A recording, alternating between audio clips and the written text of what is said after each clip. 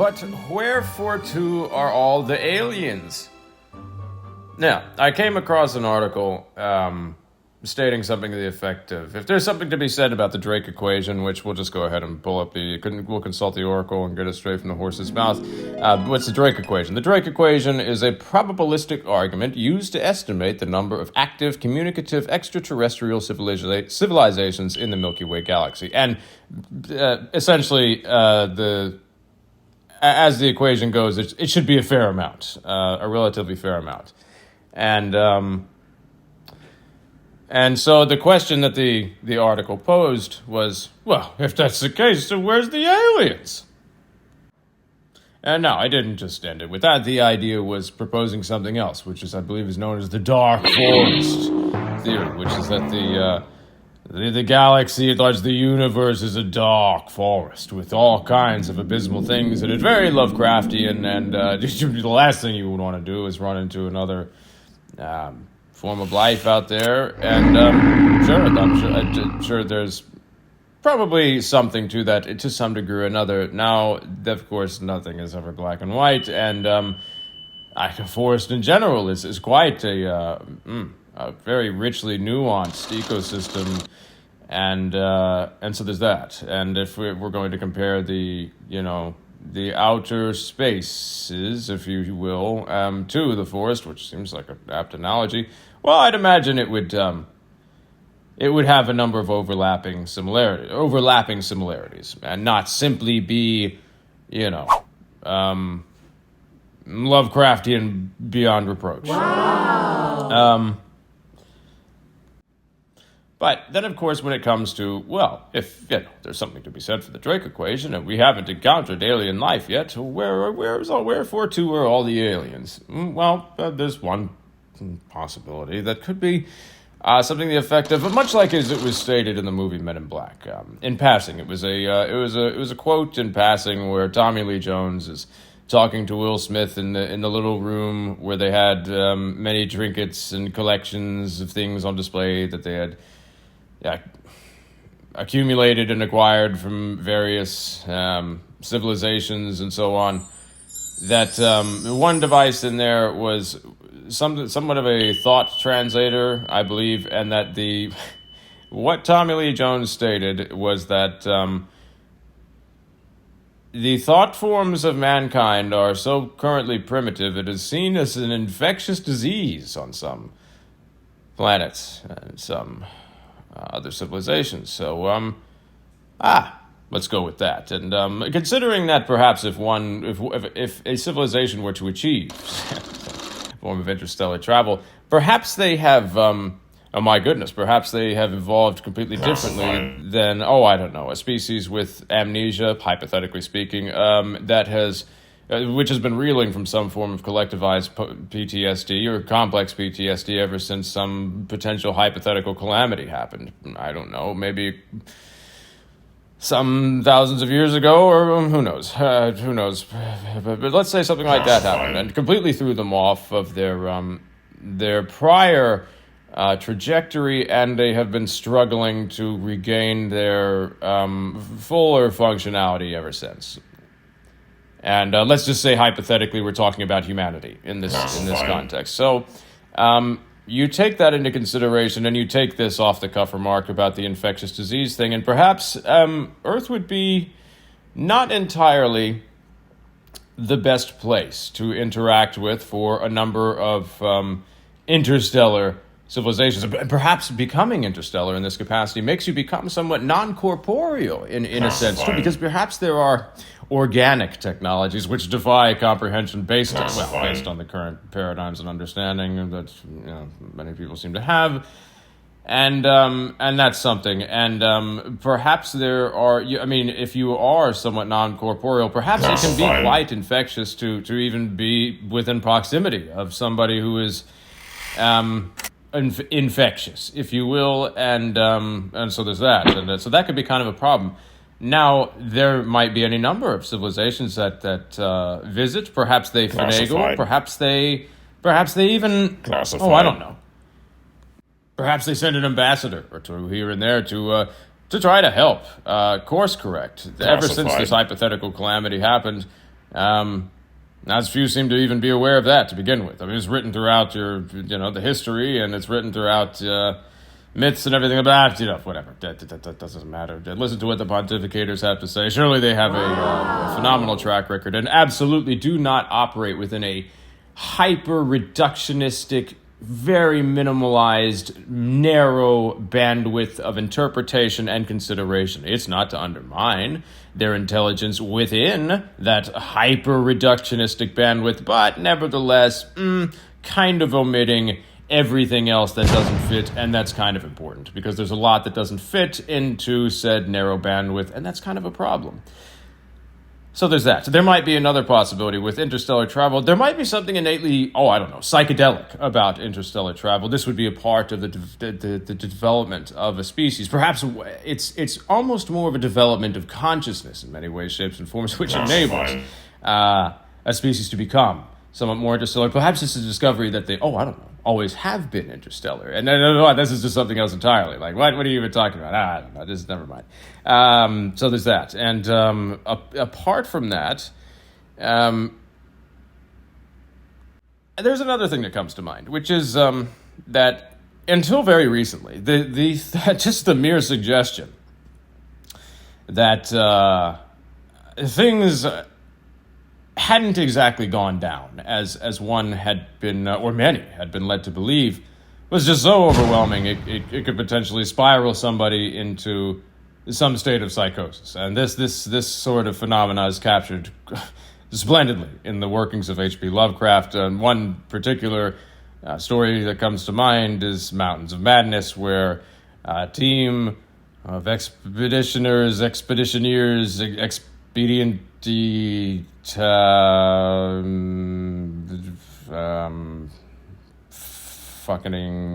don't know, the people who are looking for shit in Antarctica or something. And what do you know? They get there, they set up their encampment. It's been a hell of a time to get there, and they notice some strange structures in the distance, and they go to investigate, and A leads to B to C, and they end up in some lengthy cyclopean city of long ancient past, and this doesn't make any sense, and it's an unfathomable construct, and it just goes on forever. And how can this be? This is not what I have been told in my degree. I don't know, and I'm declining into madness. It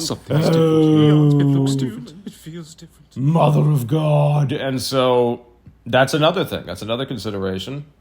Perhaps much like it's proposed in Star Trek. What the fuck did they call it? I was never a big Star Trek fan. It's the kind of... I mean, don't get me wrong, I very much like the lore. And like the kind of... come to think of it, interestingly... let's just say hypothetically accurate in many respects. Anyway. Yeah. So, what are they called? Where the thing where they're not supposed to intervene, with civilizations that might not quite comprehend, what they're doing and who they are. Record scratch. That is the prime directive, and no doubt if any Trekkie was listening to this was probably grinding at them. Just teeth bared to, it's the prime directive, you fucking idiot! And I understand. And so anyway, there we have it. It's the prime directive. So we're going to get it back to business here.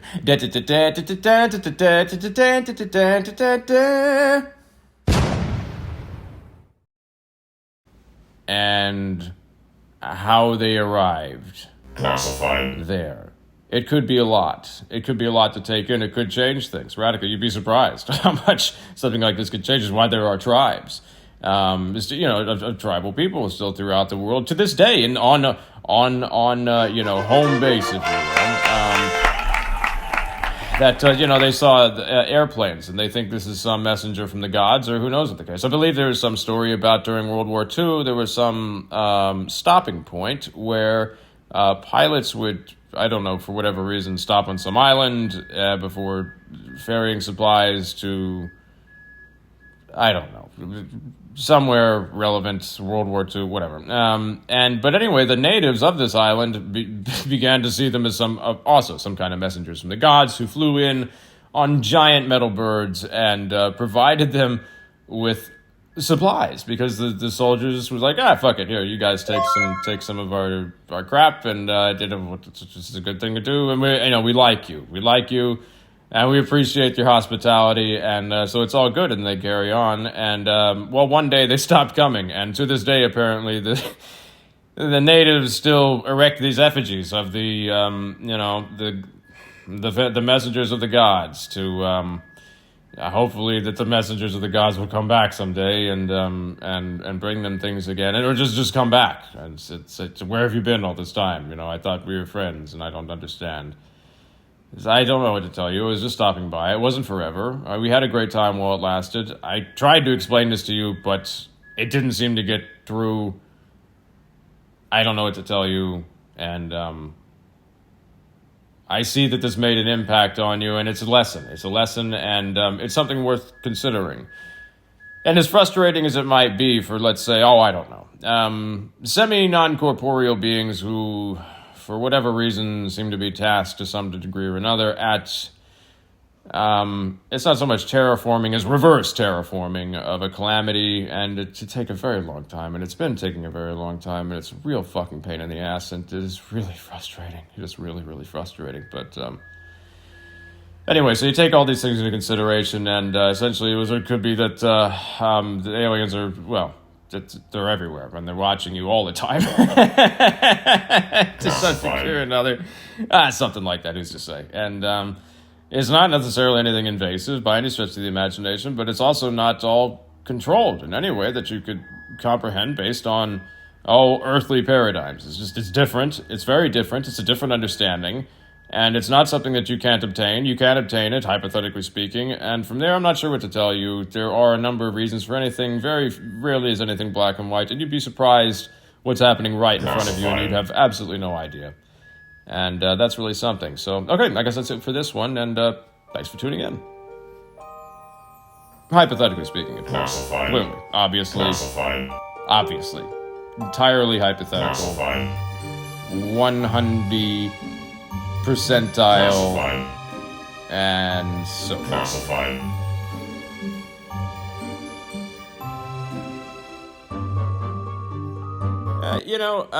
Somewhat of an addendum does come to mind, considering all of this, which of course is just, we're just playing around here. Yeah, and it's classified, as you know, as a vague, amorphous voice may have indicated once or twice that, but anyway, let's just say hypothetically, for example, that there was something to what's been presented in this video.